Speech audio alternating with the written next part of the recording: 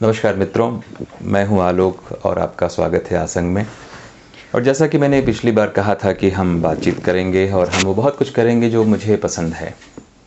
और उस सिलसिले में जो शुरुआत हम कर रहे हैं वो बातचीत से कर रहे हैं। बातचीत मेरी आज हो रही है मेरे दो प्रिय विद्यार्थियों से, मेरे रिसर्च स्कॉलर गुलाब जी से और दूसरे एमए के प्रतिभाशाली विद्यार्थी विकास जी हैं। दो मुद्दों पे आज हमारी बातचीत हो रही है। दो प्रश्न हैं इनके मन में जिस पर अपनी बात कहने की कोशिश करूंगा, देखता हूं मैं क्या कह पाता हूं। तो हम बातचीत शुरू करते हैं। और विकास, आप क्या कह रहे थे, क्या पूछ रहे थे आप? सर, यदि कोई आपसे या फिर मैं ही आपसे पूछूं कि आपने अपने जीवन के भी जितने वर्ष बिताए हैं उनमें से आपको क्या लगता है कि कितने वर्ष जो हैं आपने आनंदपूर्वक जिए हैं, और जितने वर्ष आपने आनंदपूर्वक जिए हैं उसका नंबर क्या है, और आपको क्या लगता है कि सबसे ज़्यादा उसमें उसकी वजहें क्या हैं, उसमें किस चीज़ का सबसे ज़्यादा कंट्रीब्यूशन है? ठीक है, थैंक यू। अभी देखिए, वैसा तो नहीं होता है कि बीते हुए जीवन का एक निश्चित कोई अंश होता है कि हाँ, जब हम 23 साल तक के थे तब तक हमारा जीवन बहुत सुंदर बीता, बहुत अच्छा बीता। ये तो हर दिन में कुछ लम्हे ऐसे होते हैं जो सुखद होते हैं। हर दिन की ये कहानी है। जब से आप होश में आते हैं तब से हर दिन में कुछ सुखद होता है और कुछ ऐसा होता है जो सामान्य होता है और कुछ ऐसा होता है जो दुखद होता है। जो जीवन इन्हीं तीन चीज़ों से हर दिन हर रात बनती है। थोड़ा सुख, थोड़ा दुख, थोड़ा न्यूट्रल। अब अगर टोटल का प्रतिशत निकाल के देखा जाए कि कितने प्रतिशत जीवन आपका आनंद में रहा, ओवरऑल मान लीजिए मैं 50 वर्ष का हूँ, तो 50 वर्ष में मगर ये देखूं कि मेरे जीवन में सुख के लम्हे, सुख के दिन, सुख के वर्ष, सुख का प्रतिशत कितना रहा, तो मुझे लगता है कि मैं ये शायद कह सकता हूँ 25%। अब 25% के हिसाब से देखा जाए तो 25% भी कम नहीं होते हैं, क्योंकि इस में जो 25% आप कह रहे हैं, दरअसल उसकी यात्रा लगभग 25 साल के बाद शुरू होती होगी। तो दो तरह के से हम देख सकते हैं। एक तो बचपन देख सकते हैं, बचपन जिसका होश आपको नहीं है। मान लीजिए 5 साल पहले का जो बचपन है आपका, जिसकी आपको स्मृति नहीं है, आप बता ही नहीं सकते हैं ठीक से कि उसमें कितना दुख है कितना सुख है, वो तो बता नहीं सकते। फिर बचपन का वो समय जो आपको याद आना शुरू होता है 5 साल के बाद से लेकर के मान लीजिए 20 वर्ष तक, 19 टीनेज। तो 5 साल से 20 साल का जो जीवन होता है आमतौर पे सामान्यतः वो मस्ती का तो होता है। वो स्कूल डेज होते हैं, मस्ती के दिन होते हैं, खेलने कूदने के दिन होते हैं। वो आम तौर पे तो ठीक ही होते हैं लोगों के। फिर आप हायर एजुकेशन में जाते हैं, थोड़ी जिम्मेदारियों का एहसास शुरू होता है, फिर पढ़ाई चलने लगती है। फिर पढ़ते पढ़ते आप एक दिन ऐसा होता है कि पढ़ाई पूरी हो जाती है और आपको नौकरी की तलाश करनी पड़ती है। फिर एक दिन नौकरी मिलती है, फिर एक दिन आपकी शादी होती है, फिर आपके बाल बच्चे होते हैं। फिर आप जीवन में बड़ा आगे बढ़ते हैं, बाल बच्चों को बड़ा करते हैं, पढ़ाते लिखाते हैं, अपनी नौकरी में तरक्की की कोशिश करते हैं, जॉब सेटिस्फेक्शन पाने की कोशिश करते हैं, घर द्वार बनाते हैं, गाड़ी खरीदते हैं। आमतौर पे सामान्य मनुष्य तो यही करता है। फिर एक वक्त आता है 60 साल के आसपास तक कि आप अपनी नौकरी के आखिरी छोर पे जा रहे होते हैं, घर बन चुका होता है, गाड़ी दूसरी भी शायद आगे आ चुकी होती है, बच्चे आपके अब सेटल हो रहे होते हैं नौकरी चाकरी में और उनकी शादी वगैरह की चीज़ें चल रही होती हैं। तो कहानी तो ऐसे ही बढ़ती है। फिर बच्चे सेटल हो जाते हैं, नौकरियों में आगे बढ़ जाते हैं और आप उनके साथ ही अकेले होते हैं और अपने जीवन की यात्रा करके एक दिन यात्रा से बाहर हो जाते हैं। इस पूरे प्रोसेस में, इस पूरी यात्रा में, जैसा कि मैंने कहा, कुछ सुख है, कुछ दुख है और कुछ सामान्य है। न सुख है न दुख है। ऐसा ही होता है जीवन आमतौर पे। सामान्य जीवन सामान्यतः ऐसा ही होता है। अब अगर मैं अपनी बात करूं कि मेरे जीवन में, और मेरा का मतलब मेरा अपना जीवन नहीं है, इसको व्यक्तिगत से ज़्यादा अगर हम दार्शनिक प्रश्न के रूप में देखें, वैचारिक प्रश्न के रूप में देखें तो बेहतर होगा इसमें, क्योंकि मेरा पर्सनल इसमें उदाहरण या पर्सनल का कोई मतलब नहीं है। यह एक फिलोसफिकल प्रश्न है कि एक मनुष्य के जीवन में वे कौन से क्षण होते हैं जो सुख के होते हैं, आनंद के होते हैं। भले ही उसका प्रतिशत जो है वो 25% हो या 50% हो, जो भी प्रतिशत बनेगा, हर किसी का अलग अलग बनेगा, पर वो क्या है जो आपके जीवन को आनंद युक्त बनाता है। बात तो यही है कि सबको सुख की तलाश है। गौतम बुद्ध भी तो इसीलिए घर छोड़ के गए थे ना, कि मनुष्य का जीवन दुखी है, क्या ऐसा हो कि मनुष्य के जीवन से दुख खत्म हो। तो दुख खत्म होने का मतलब क्या है? सुख ही तो है ना। दुख खत्म हो जाएंगे, आपका जीवन सुखमय हो जाएगा। बीमारियां खत्म हैं, इसका मतलब है आप स्वस्थ हैं। तो अगर हम देखें, मैं अपने से ऊपर उठा के इस प्रश्न को देखूं फिलोसफिकल लेवल पे, कि वो कौन से एलिमेंट्स हैं जो उस प्रश्न का आखिरी हिस्सा है, दरअसल वही उसका मुख्य हिस्सा है, कि वो कौन सी चीज़ें हैं जो जीवन को आनंदमय बनाती हैं, सुखमय बनाती हैं। अब क्या है कि कुछ चीज़ें, जैसे कई सुख के लम्हे ऐसे भी होते हैं कि आपको सफलताएं मिलती हैं, अच्छी नौकरी मिल गई तो आप खुश हो गए, आपकी पत्नी स्वभाव से अच्छी हैं, आप खुश हो गए, आपने गाड़ी खरीद ली, घर बना लिया, आप खुश हो गए। तो एक तो खुशी वाला क्षेत्र ये भी है, जहाँ खुशी का संबंध घटनाओं से और चीज़ों से है। आपने कुछ अच्छा खा लिया तो खुश हो गए, आप विदेश यात्रा कर लिए तो खुश हो गए। खुशी का यह भी एक ग्राफ है, और एक ग्राफ होता है आनंद का। दोनों में थोड़ा फर्क है। अब ये जो खुशी हमको मिलती है, जो निश्चित रूप से हमें खुशी तो देती ही है, भले ही वो थोड़े समय के लिए देती हो, जो चीज़ों से मिलती है, घटनाओं से मिलती है, उपलब्धियों से मिलती है, ये खुशी है, ये प्रसन्नता है। ये इसकी ज़रूरत इसलिए ज़िंदगी में है क्योंकि ये डेली बेसिस पे मिलती रहती है, तो ये थोड़ा पुश करती है मनुष्य को, उत्साह बना रहता है, एक एडवेंचर बना रहता है। तो ये भी होनी चाहिए, वरना लाइफ बोरिंग हो जाएगी। ये दाल को तड़का देने वाली बात है, ये खाने के साथ अचार है। ये सिलसिला तो बना रहना चाहिए सामान्य मनुष्यों के लिए, सामान्य मनुष्यों के जीवन में ये सिलसिला बना रहना चाहिए। तो जीने का उत्साह बना रहता है, जीने का स्वाद बना रहता है।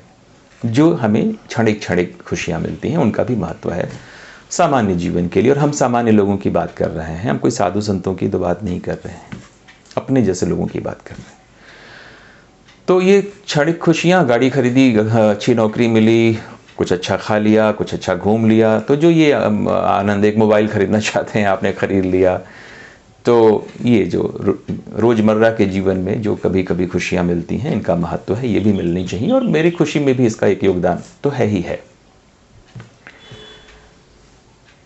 दूसरा और जो बड़ा मामला है वो ये है कि आनंद का मामला है, जिसका संबंध इन क्षणिक खुशियों से नहीं है, जिसका संबंध चीज़ों से नहीं है, क्षणिक उपलब्धियों से नहीं है कि आपको ये मिल गया तो आप खुश हो गए, नहीं मिला तो आप उदास हो गए।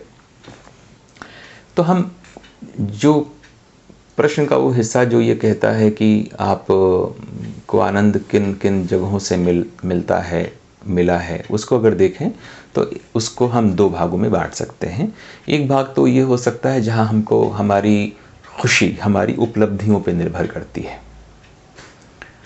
दूसरा हिस्सा उस पे जाता है जहाँ पे हमारी उपलब्धियों पे हमारी खुशी निर्भर नहीं करती है, हम स्वभाव से खुश होते हैं। हमने कुछ भी ऐसा नहीं खाया, हमको कुछ भी ऐसा नहीं मिला जो हमको खुश कर दे। खुश होने की कोई वजह नहीं है, फिर भी हम खुश हैं, हम आनंद में हैं, और वजह तो नहीं है। अभी चिड़िया पेड़ पे गाती है, चहचहाती है, तो उसके पास कोई वजह उस तरह से नहीं है। ऐसा नहीं है कि चिड़िया ने कोई कार खरीद ली है और चिड़िया खुश हो गई है। मैं जब आपसे बात कर रहा हूँ तो बाहर पेड़ पे गिलहरी दौड़ रही है, मस्त दौड़ रही है, ऊपर नीचे, कोई वजह नहीं है उसके पास। कल शाम को चाँद कितना सुंदर दिख रहा था, चाँद के पास कोई वजह नहीं है, वो उसका स्वभाव है, वो उसकी यात्रा है। गिलहरी का स्वभाव है कि वो पेड़ पे ऊपर नीचे दौड़ रही है, चिड़िया चहचहाएगी, उसका स्वभाव है। फिर मनुष्य का स्वभाव क्या है? अगर चाँद का स्वभाव पूर्णिमा है, गिलहरी का स्वभाव आनंद में दौड़ना है, तितली का स्वभाव अपने सौंदर्य से रंग बिखेरना है, और फूल का स्वभाव, गुलाब सामने बैठे हैं, गुलाब का स्वभाव सुगंध फैलाना है, ये स्वभाव है। तो मनुष्य का स्वभाव क्या है, खुद का होना, स्वभाव, खुद का होना, उसके अपने वजूद का क्या मतलब है। यहाँ पे फिर अपन सब सोचना शुरू करते हैं। तो थोड़ी भौतिक संसार में रहते हुए भी भौतिकता से थोड़ा सा हट करके, थोड़ी सी जिसे हम आध्यात्मिकता कहते हैं, या रजनीश या गौतम बुद्ध के शब्दों में, रजनीश गौतम बुद्ध किस बात की को आगे बढ़ाते हैं, माइंडफुलनेस जिसे हम अंग्रेजी में कहते हैं, होश में रहना, होशो हवास में रहना, विजडम में रहना, जगे रहना, जागृत रहना। तो अगर हम आध्यात्मिकता के हिसाब से या जागृत अवस्था के हिसाब से, चैतन्य के हिसाब से अगर हम सोचना शुरू करें, तो सवाल तो वहाँ से फिर निकलेगा कि ईश्वर का स्वभाव क्या है, क्योंकि हम ईश्वर के अंश हैं। अगर कोई परमात्मा है और हम मानते हैं, और मैं मानता हूँ कि है कोई परमात्मा, सबूत नहीं है मेरे पास, तो मेरे पास बहुत सारी चीज़ों के सबूत नहीं हैं, पर वो चीज़ें हैं। हमारे नहीं जानने से चीज़ें नहीं हैं ये सिद्ध नहीं होता है। हम नहीं जानते हैं, इतना है, अब वो नहीं है ये सिद्ध नहीं होता है, ये हमारी सीमा है ज्ञान की। तो मैं ये मान के चलूँ अगर कि ईश्वर हैं और हम ईश्वर के अंश हैं, तो ईश्वर का स्वभाव कैसा है। तो कहा गया ईश्वर कैसा है, सत चित आनंद है। वो सत चित आनंद है, उसका मूल जो स्वभाव है वो आनंद का है, वो आनंदमय है। फिर हम जब देखते हैं कि उसी ईश्वर ने अगर पूरी दुनिया बनाई है, सभी सृष्टि उसका सृजन है, तो बाकी सृष्टि कैसी है, जिसका एक मनुष्य, जिसका एक अंग है। सृष्टि में हम एक पार्टनर हैं, हम उसके मालिक तो हैं नहीं। ये गलतफहमी भी तो लोगों को हो जाती है, निकाल देनी चाहिए। हम मालिक नहीं हैं। जैसे गिलहरी है वैसे हम हैं, जैसे पहाड़ है, नदी है, वृक्ष है, वैसे ही हम हैं, जैसे शेर है वैसे हम हैं। तो बाकी सारे कैसे हैं? क्या जिस ईश्वर ने उनका सृजन किया है, जो ईश्वर आनंद की मूर्ति है, क्या बाकी सारे उसकी परछाई हैं, उसको रिफ्लेक्ट करते हैं? क्योंकि उसके अंश हैं तो उसके जैसे होने चाहिए। उतने नहीं होंगे पर थोड़े तो होंगे। बूंद में सागर होता है ना, सागर की बूंद में तो सागर शामिल है, भले ही बूंद है छोटी तो क्या हुआ, पर है वो सागर का हिस्सा। तो अगर ईश्वर के अंश हैं ये जीव जगत, तो वो आनंद क्या इनमें रिफ्लेक्ट होता है? ध्यान से देखिए, बहुत ध्यान से देखिए, तो बिल्कुल रिफ्लेक्ट होता है। हर कोई अपने स्वभाव में एक लय में, एक गति में, एक राग में जी रहा है, अपनी यात्रा कर रहा है। शेर की भी सुबह होती है, वो शाम होती है, उसमें एक लय है। चांद भी उगता है, डूबता है, एक लय है। सूर्योदय, सूर्यास्त, बादल, पहाड़, बिजली, पृथ्वी का अपनी जगह पे घूमना, दूसरे की परिक्रमा करना, हर चीज़ एक रिदम में है, लय में है, अपने मूल भाव से आगे बढ़ रही है। ये जो मूल भाव से जब वो आगे बढ़ रही है, अपनी सहजता में, अपनी लय में जब वो अपनी यात्रा पूरी कर रही है, तब क्या वो आनंद में है? ये प्रश्न पैदा होता है। अगर वो आनंद में नहीं है तो अपनी लय में वो यात्रा नहीं कर सकता। जो आनंद में नहीं है वो लय में नहीं हो सकता। लय में, राग में, रिदम में, सहज भाव में होने के लिए ज़रूरी है कि आप आनंद में हो। अगर आप शांत नहीं हैं, अगर आप अशांत हैं, तो सबसे पहले जो चीज़ भंग होती है, एक अशांत चित्त में जो चीज़ मिसिंग होती है, वो क्या होती है? आंतरिक लय उसका टूटा हुआ होता है। सितार के तार टूटे होंगे, एक तार भी सितार का टूटेगा, सितार नहीं बजेगा ठीक से। तो अगर जीवन की किसी भी एलिमेंट का कोई भी छंद मिसिंग है, कोई भी एलिमेंट मिसिंग है, वो काम नहीं कर सकता है। तो अगर चीज़ें काम कर रही हैं, कार चल रही है, अगर एक चीज़ भी इसमें डिफेक्टिव है तो कार नहीं चलेगी। एक छोटी सी चीज़ ही मिसिंग होनी जरूर काफ़ी है कि वो चीज़ ना चले। तो ये सब चीज़ें अगर काम कर रही हैं, अपनी जगह पे चल रही हैं, इसका मतलब है कि ये शांत हैं, अपने स्वभाव में हैं, अपनी गति में हैं। और ये ऐसा इसलिए है क्योंकि ये अपने मूल धर्म के आसपास हैं। और इनका मूल धर्म क्या है? इनकी सहजता और इनकी शांति और इनका मूल स्वभाव जो आनंद का स्वभाव है। जैसा गिलहरी ने क्या अपने में, गिलहरी आज जब पैदा हुई होगी, गिलहरी जब आई होगी, मैं गिलहरी इसलिए बार बार कहता हूँ क्योंकि इधर से मुझे गिलहरियाँ ही ज़्यादा दिखती हैं। गिलहरी जब आई होगी और आज की जो गिलहरी है, इसमें न जाने कितने कितने हजारों साल का गैप होगा उस गिलहरी में और इस गिलहरी में। पर चरित्र का क्या फर्क है इन दोनों गिलहरियों में? मुझे तो लगता है इनके भोजन में भी बहुत फर्क नहीं आया है, इनकी जीवन शैली में फर्क नहीं आया है, इनके भोजन में, इनके प्रजनन में। जो फर्क इनके जीवन में आया भी होगा, जो वैज्ञानिक अनुसंधानों से शायद हम ढूंढ के निकाल सकें, वो फर्क पॉल्यूशन, पर्यावरण वगैरह की वजह से आया होगा, जिसके कारण हम मनुष्य ही होंगे। तो सामान्यतः आप देखें तो सागर को हमने गंदा किया, नदी हमने गंदा की, पर उनका जो अपना चरित्र है, जो आदि चरित्र है और अभी भी जो बहुत हद तक बचा हुआ है, वो क्या है? वो आनंद का है। जब वो आनंद भंग होता है तब वहां भी अशांतियां पैदा होती हैं, नदी में बाढ़ आती है। पर आप ध्यान से देखिए, नदी में बाढ़ नदी की वजह से नहीं आती है। नदी में बाढ़ नदी की वजह से नहीं आती है। नदी में बाढ़ आने के कारण होते हैं जो बाहरी होते हैं, पर उसका जो मूल चरित्र है वो तो शांति और आनंद का है। बाहरी कारण आते हैं, उसको डिस्टर्ब करते हैं, उसमें बाढ़ आ जाती है। जंगल में वृक्ष हरा भरा बैठा है, जंगल के किसी कोने में किसी आदमी ने आग लगा दी, वृक्ष आया, जल गया। वृक्ष ने स्वयं को नहीं जलाया है। पृथ्वी अपने गति पे परिक्रमा कर रही है और कोई एस्टेरॉयड आएगा, उससे टकराएगा तो पृथ्वी पर दिक्कत पैदा होगी। तो कहने का मतलब यह है कि ईश्वर जिसका मूल स्वभाव आनंद का है, उसकी बनाई हुई हर चीज जो दिखती है, जो दृश्यमान है, चाहे वो जीवित हो या निर्जीव हो, वो आनंद में है, अपने क्रिएटर के मूल स्वभाव से कनेक्टेड है, सिवाय मनुष्य के।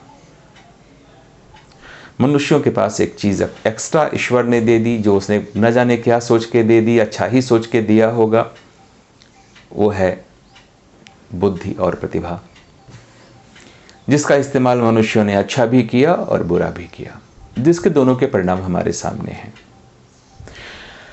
पर इस चक्कर में मनुष्य के, अधिकांश मनुष्यों के जीवन से जो चीज मिस होती चली गई, निकलती चली गई, कम होती चली गई, वो क्या है? वो प्रसन्नता है, आनंद है, सहज जीवनोल्लास है। जीवन का सहज एक उल्लास जो होता है वो मिस होता चला गया है, धीरे धीरे धीरे धीरे गायब हुआ है। जैसे जैसे बुद्धि का विस्तार होता गया है, वैसे वैसे जीवन से आनंद गायब होता गया है।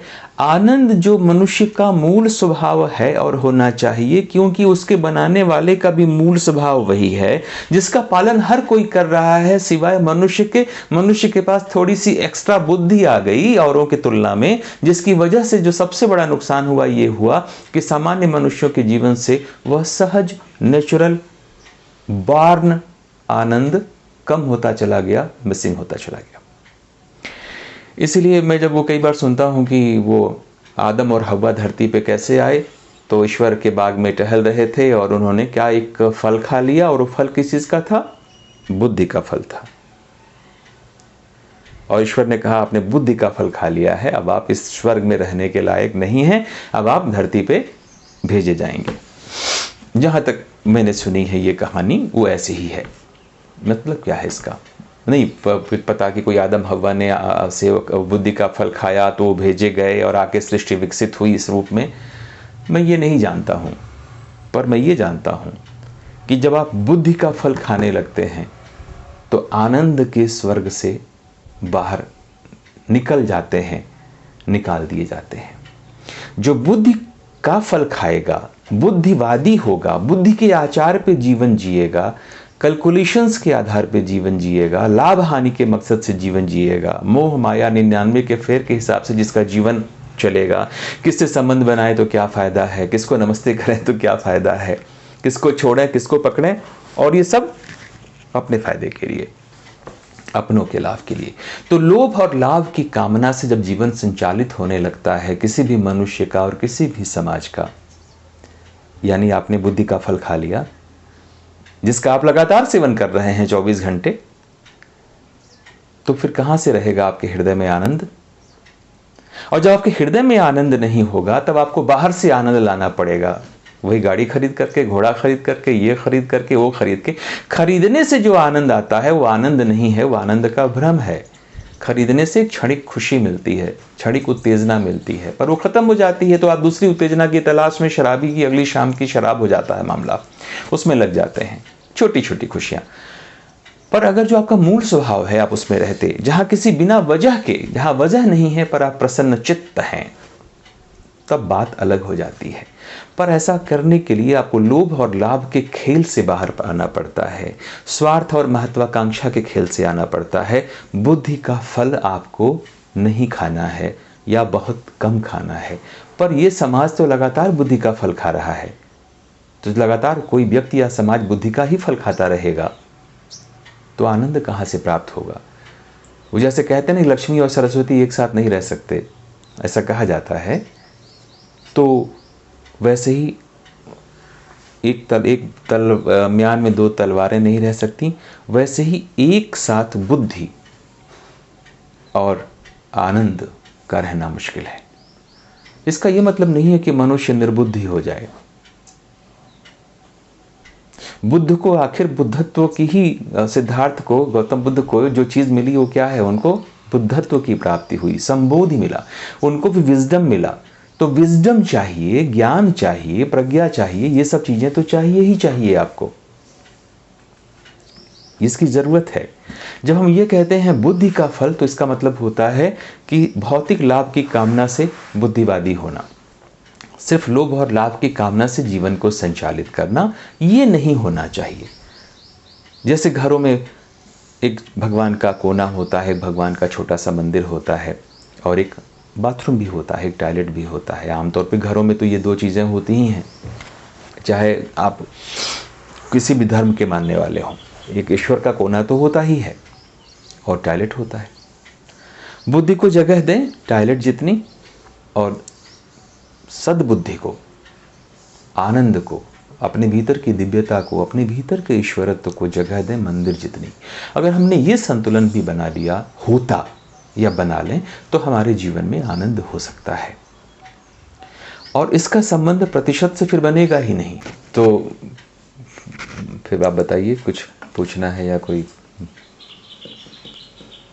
सर, जैसे आपने सुख, दुख, प्रसन्नता, आनंद, खुशी, इनके अलग अलग ग्राफ्स पर बात की, तो कहते हैं कि जीवन जीना भी एक कला है, और जीवन के अंतर्गत ही आनंद, प्रसन्नता, खुशी, सुख, दुख, शुभ अशुभ, लाभ हानि, विकास विनाश चलता रहता है। तो इसमें कहाँ तक संतोष का योगदान है? क्योंकि जैसे मुझे कहानी याद आती है, एक व्यक्ति था, वो नाई की दुकान पर जाता और उसके सर पर सिर्फ 8 बाल थे।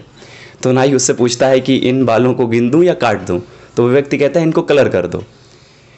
तो सर, कहाँ तक ये हम मान सकते हैं कि जैसे कि प्रसन्नता का एक हिस्सा हमारे जीवन में होता है, हमने क्या हासिल किया, हमारी उपलब्धियां क्या हैं, लेकिन जैसा आपने बताया कि वो एक अस्थायी हिस्सा होता है, वो सदा रहने वाला नहीं होता। हम उससे एक बार हमने कुछ चीज़ें हासिल कर ली, फिर मनुष्य की जो प्रवृत्ति होती है कि हमारे पास जो चीज़ें नहीं और दूसरों के पास हैं, फिर उनको देखकर हमको लगता है कि अब मुझे ये हासिल करना है।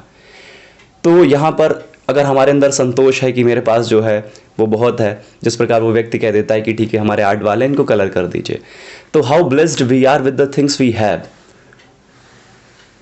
तो सर, इस चीज़ को लेकर मैं थोड़ा सा जानना चाहता हूँ। अभी क्या है कि वो कहा ना हमारे यहाँ, संतोषम परम सुखम, संतोष में, संतुष्टि में परम सुख है, जिसको हम लोग आजकल क्या कहते हैं, कंटेंट हैं और सेटिस्फैक्शन है कि नहीं है आपके पास लाइफ में, वही है संतोष। तो सबकी अपनी अपनी परिभाषा है संतुष्टि की, वैसे कौन कितने में संतुष्ट होता है। अब जो आपके पास है उसमें आपको ब्लेस्ड होना चाहिए, पर लोग नहीं होते हैं। लोगों के पास क्या है, बहुत कुछ है, फिर भी वो अपने आप को ब्लेस्ड फील नहीं करते हैं। तो कौन अपने आप को संतुष्ट कहाँ मानेगा, कब मान लेगा, कब मानना शुरू करेगा, कब वो अपने को ब्लेस्ड मानना शुरू करेगा, ये पर्सन टू पर्सन का मामला होता है। पर संतुष्ट हो जाने का मतलब, या ग्रेटिट्यूड से भरने का मतलब, ब्लेस्ड होने का मतलब ये नहीं है कि आप ठहर जाएं, रुक जाएं, निष्क्रिय हो जाएं, बैठ जाएं कि अब ठीक है अब तो हो गया। मनुष्य का जो भी काम है उसे करना चाहिए। सवाल ये है कि काम करते समय हमारा एटीट्यूड कैसा हो। काम करते समय हमारा एटीट्यूड अगर स्वार्थ से भरा हुआ है, पाने का और पाने का है, तब दिक्कत पैदा है। अगर हम कोई भी काम अपने कर्तव्य भाव से कर रहे हैं, धर्म भाव से कर रहे हैं, तो आप ये देखेंगे फिर उसमें स्वार्थ और भाव कम हो जाता है। अगर धर्म भाव से, कर्तव्य भाव से काम करेंगे तो स्वार्थ उसमें होगा नहीं, और होगा भी तो बहुत थोड़ा सा होगा। उसमें परमार्थ ज़्यादा होगा, स्वार्थ कम होगा। तो काम करना नहीं रोकना है, काम करिए पर धर्म भाव से करिए। और ग्रेटिट्यूड और ग्रेटफुलनेस और आभार तो जो भी आपको हासिल है उसके प्रति होना ही चाहिए। अभी कुछ दिन पहले मैं देख रहा था, सदगुरु जग्गी वासुदेव से किसी ने पूछा कि बुरा समय, अच्छा समय, तो उन्होंने कहा कि कुछ भी बुरा, कोई भी चीज़ बुरा समय अच्छा समय जैसी कोई बात नहीं है। कोई भी समय अच्छा बुरा नहीं होता।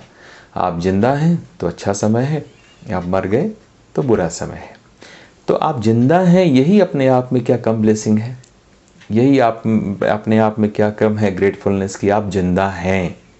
अगर आप जिंदा होंगे तभी तो आप अपने हालात का मुकाबला कर पाएंगे, बेहतर कुछ कर पाएंगे। जिंदा होंगे तभी तो कर पाएंगे ना। तो जिंदा है यानी अच्छा समय है। तो उस जिंदा रहने के लिए भी कितना सारा ग्रेटिट्यूड होना चाहिए। वरना क्या है कि अगर इच्छाओं के हिसाब से, वासनाओं के हिसाब से, महत्वाकांक्षाओं के हिसाब से आप अपने ब्लेसिंग्स को काउंट करने लगेंगे कि ये हो जाएगा तब मैं ग्रेटफुल हो जाऊंगा।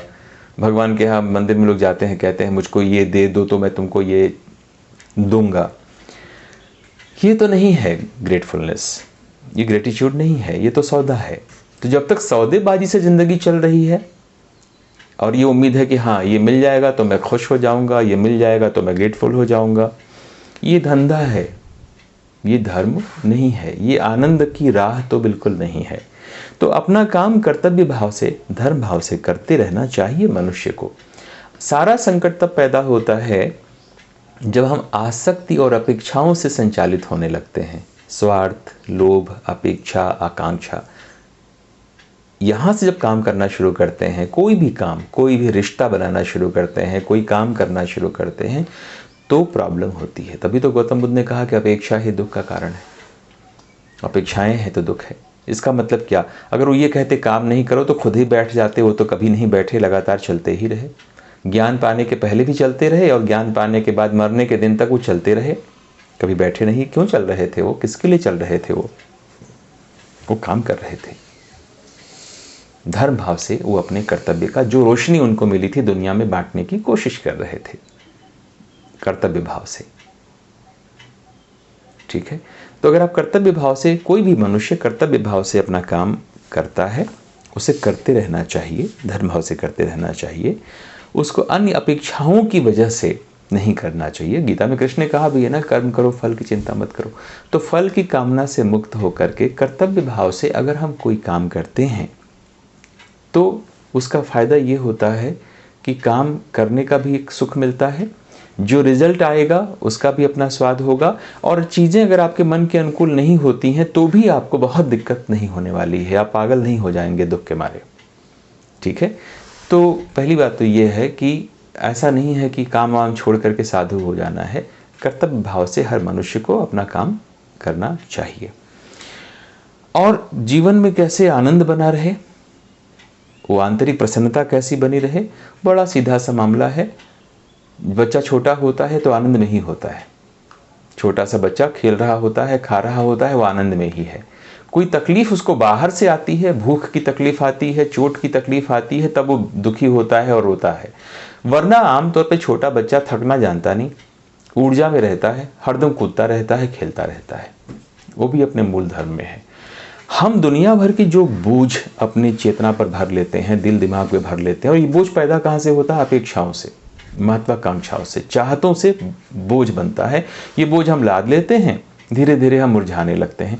तो अनावश्यक बोझ भी नहीं होने चाहिए। धर्म भाव से काम करिए, अनावश्यक बोझ लेके चलने की ज़रूरत नहीं है। ये भी सब हासिल कर लेना है, इस बोझ को हटाना होगा। जीवन के जो फंडामेंटल्स हैं, मुझसे कुछ दिन पहले किसी ने पूछा कि मैं क्या करूं, कुछ उसकी परेशानी थी। सॉल्यूशंस के रास्ते में जब पहुंचे तो उसने कहा मैं क्या करूं।